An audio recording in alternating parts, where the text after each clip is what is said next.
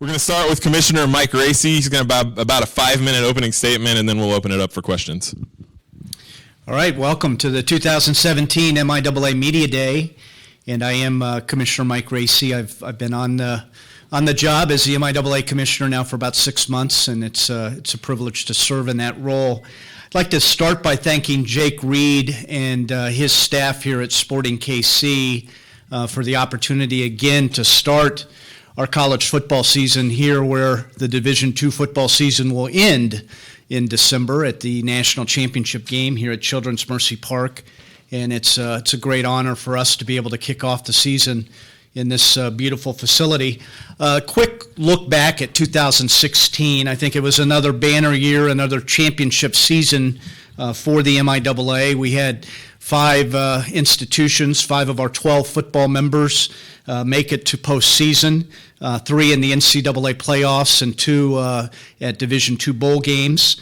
We had over 370,000 fans attend MIAA football games last season. That was an increase from 2015, and I think the trends in Division II across the country, attendance is up, so a lot of enthusiasm and passion for Division II football.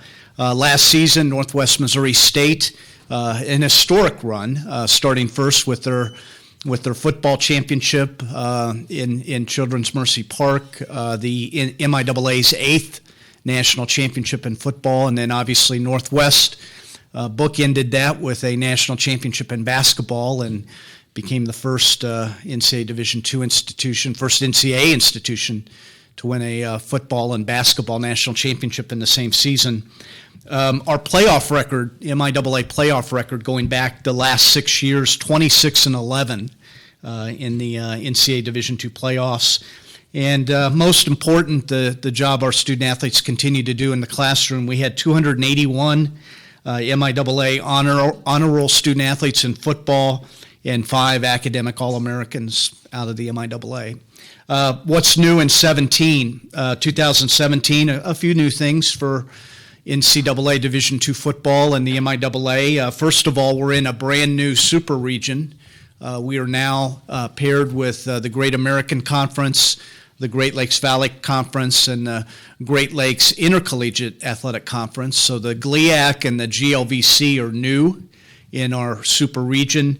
The Great Northwest Athletic Conference, the schools in the Washington, Oregon area, and then also the Northern Sun schools in the Minnesota area. They are in a new super region. So that'll be interesting, especially as we get into postseason and some of those matchups. We do have a new media network in the MIAA. Today's the launch of our partnership with Blue Frame Technology. They are doing a live webcast of today's media day, and we also, with that partnership, that technology, have developed over-the-top applications that allow now MIAA football fans anywhere in the world with smart TVs to watch those games on television. We're excited about that.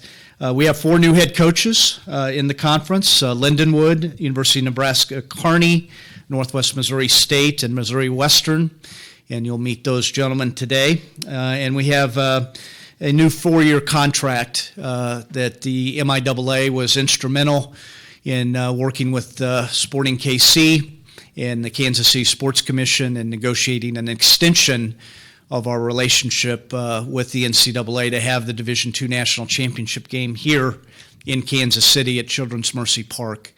And the MIAA, we're certainly thrilled to continue to be a host for that national championship. I'm often asked in my first few months on the job what makes the MIAA so special. I think people around the country, certainly people in this region, understand what great stories there are on our MIAA campuses. And the answer I give, and I think it's especially true in football, is that we have institutions that have high expectations, and we have institutions that have a commitment to excellence. And when those two things combine, high expectations and a commitment to excellence, the end result is a championship experience for our student athletes. And our student athletes arrive in every sport and know that they have an opportunity to compete for national championships and to be competing against other teams that have dreams of winning national championships. So that championship experience for our student athletes are training and practicing at some of Division II's finest facilities. They're playing for Division II's best coaches. They are playing in games that are officiated by the nation's best officiating crews. They are competing in front of some of the country's most passionate and supportive fans. And all of those things go into those high expectations and a commitment to excellence that leads to this championship experience for our student athletes. I believe, as the new commissioner, the quality of competition in the MIAA has never been better. As I said, we offer a great championship experience for our student athletes, and it's a privilege to be the new commissioner of this great conference. So with that, Josh, I'll announce the poll, and then we'll see if there are questions. So the news everyone's been waiting for, we obviously this summer did a poll for MIAA preseason football, both our coaches and the media. 12 coaches and 39 media members. You'll receive a copy of this soon, but the first 6 teams in each poll are the same. Northwest Missouri State, our defending national champion, is number 1 in both polls. Emporia State comes in at number 2. University of Central Missouri, preseason number 3. Pittsburgh State comes in both polls, preseason number 4. Fort Hays State in both polls, preseason number 5. And Washburn in both polls, preseason number 6. In the coaches poll, number 7 is Missouri Western. Number 8 is Central Oklahoma. Number 9 is Lindenwood. Number 10, Northeastern State. Number 11, Missouri Southern. And number 12, Nebraska Kearney. That's the coaches poll, 7 through 12. The media poll, 7 through 12. Central Oklahoma is 7. Missouri Western, 8. Lindenwood is at 9. Missouri Southern, 10. Northeastern State, 11. And Nebraska Kearney is 12. So as you can see in both polls, the only difference is the media and the coaches poll flip. Central Oklahoma and Missouri Western in the 7 and 8 spots. And then the coaches and media poll both, they flip Missouri Southern and Northeastern State in the 10, 11 spots. The others are the same. Okay? All right, we'll go ahead and open it up for questions. Again, raise your hand, and if you'd please say what media outlet you're from, we'll go ahead and have the questions. Eddie Lomchek with Pitt State Radio. Commissioner Racy, can you talk about the extension of the game here at Kansas City National Championship game?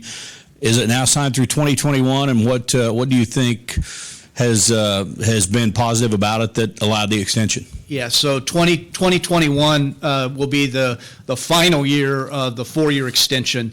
The 2017 championship that will be played this season was the last year of the current 4-year agreement. So 4 years after that through 2021's championship.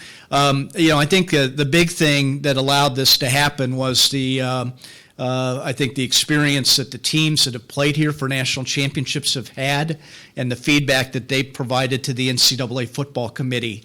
A big thing that we saw in the run of the championship in Florence, Alabama, was really the hospitality that the folks in Florence put forth for Division II football. And the feedback we get from the NCAA and the football committee is that the Kansas City has stepped up in that area. It's a beautiful facility, obviously. It's a great place to stage a national championship. Lots to do in Kansas City. But the thing that really allows the NCAA to be comfortable in coming back here is that we've stepped up and we've met those expectations on the hospitality front as well. Teams are treated to honorary coaches and ambassadors to Kansas City. They help show them around, take them out to dinner, provide meet the needs of the teams while they're here, and that's an important part of staging a championship. Sporting KC's been a great partner in this. The Kansas City Sports Commission, Sporting KC, and the MIAA came together in the bid process with the NCAA, so it was a team effort. But I really think the thing that has allowed the championship to come back here is the hospitality that we see in Kansas City.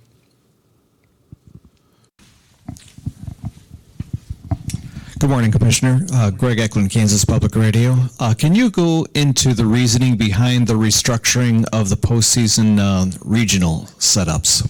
Yeah, so occasionally the NCAA does take a look at the number of institutions in each region and tries to balance where they've had some regions that have lost some schools or have added schools that sponsor football. There sometimes is a need to take a look at redoing the regional maps. The Great Lakes Intercollegiate Athletic Conference, some of you know that this is the first year where they've lost some of their private institutions. They have gone to the Great Midwest Athletic Conference, so a new conference in Division II that's sponsoring football. That was part of it, but it's really an attempt by the national committee to try and balance the number of teams in each region to make that ratio of playoff berths as equitable as possible.